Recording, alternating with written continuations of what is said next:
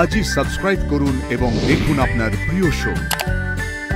আমি তো আশিকে সিঁদুর পরাইনি, পরিয়েছি আবির। আমি জানতে চাই ঠাম্মি, আমার সিথির সিঁদুর আসল হলো কি করে? আপনাকে আমার কথার জবাব দিতেই হবে মা। এইভাবে তো এড়িয়ে যেতে পারেন না, তাই না? আমি জানতে চাই মা, একটা নকল বিয়ে, নকল সিঁদুরের এত শক্তি কোথা থেকে আসে?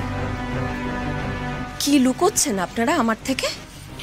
আরে কি লুকোবো? বাজে কথা বলে কানের পোকা নাড়িয়ে দিও না তো।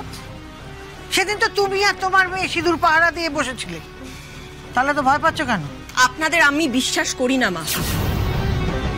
আচ্ছা আমাকে একটা কথা বলুন তো, আর সে সত্যি আবির পড়েছে তো?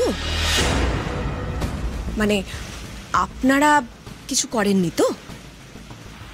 দেখো বড় বৌমা, এই বিয়ে নিয়ে চুক্তি নকল করার চেষ্টা এসব আমার একদম পছন্দ হয়নি।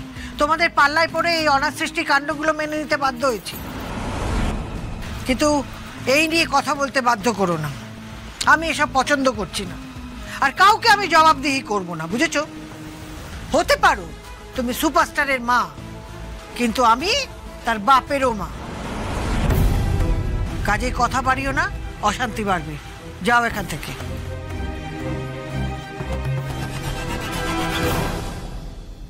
ও ঠাম্মি, এবার তো খুব টেনশন হচ্ছে গো।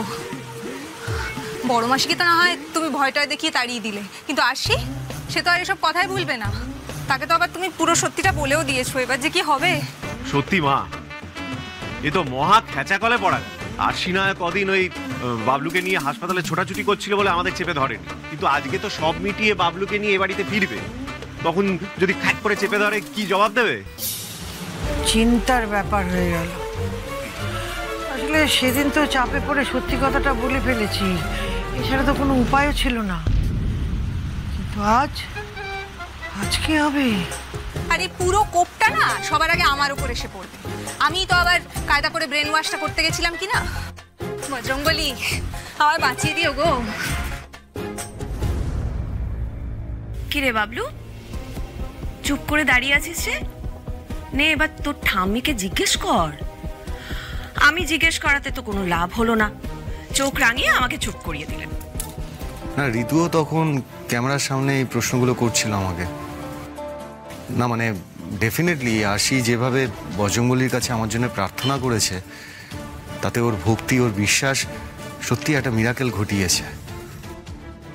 আমার সুস্থ হয়ে ওঠার পেছনে আশির অনেক অবদান, ডেফিনেটলি এটা আমি মানছি। কিন্তু সিঁদুর, মানে সিঁদুরের প্রসঙ্গটা আসছে কোত্থেকে, কেন আসছে? আমি তো আশিকে সিঁদুর পরাইনি, পরিয়েছি আবির। তাহলে এই প্রশ্নটা বারবার কেন আসছে? এই প্রসঙ্গটা আসবেই বা কেন, আমি তো বুঝতে পারছি না।